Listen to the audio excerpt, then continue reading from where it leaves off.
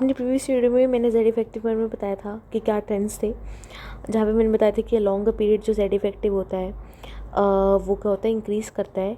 Varies longer group जो मेरा Z effective होता है वो डिक्रीज़ करता है। मतलब कि अगर मैं लेफ़्ट टू राइट जाती हूँ तो जेड इफेक्टिव इंक्रीज़ होगा, और अगर मैं टॉप टू बॉटम जाऊँगी, नीचे जाऊँगी मतलब, तो जो जेड इफेक्टिव है वो कम होगा। जैसे कि मेरा जो लिथियम कह रही हूँ, take it any like fluorine का जो जेड इफेक्टिव होगा और ऑक्सीजन का जो जेड इफेक्टिव होगा, तो ऑक्सीजन का जेड इफेक्टिव कम होगा देन फ्लोरीन, क्योंकि फ्लोरीन पीरियड में ऑक्सीजन से आगे होता है।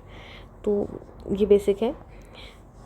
अब समझने वाली बात क्या है, इसको ध्यान में रखना है कि जो एटॉमिक साइज़ होता है वो जेड इफेक्टिव के इन्वर्सली प्रोपोर्शनल होता है।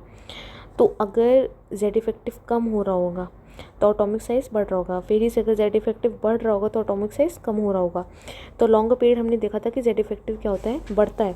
तो अगर इसका जेड इफेक्टिव बढ़ रहा है तो साइज़ क्या होगा, लॉन्ग पीरियड डिक्रीज़ होगा। और अगर ग्रुप की बात करें तो जेड इफेक्टिव हमें पता है कि डाउन द ग्रुप डिक्रीज़ होता है, तो साइज़ क्या होगा, डाउन द ग्रुप इंक्रीज़ होगा। और ये हम लोग को बहुत पहले से पता था, पर इसे हम लोगों ने आज कॉन्सेप्ट से भी सीख लिया है।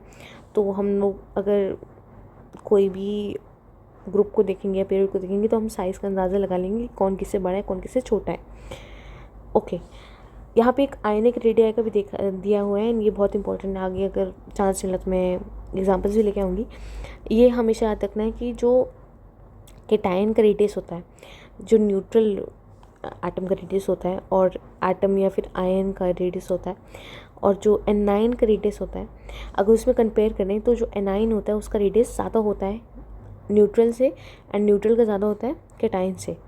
तो इसको भी हमें याद रखना है, क्योंकि बहुत बहुत बहुत इंपॉर्टेंट है, ये बहुत हेल्पफुल होता है।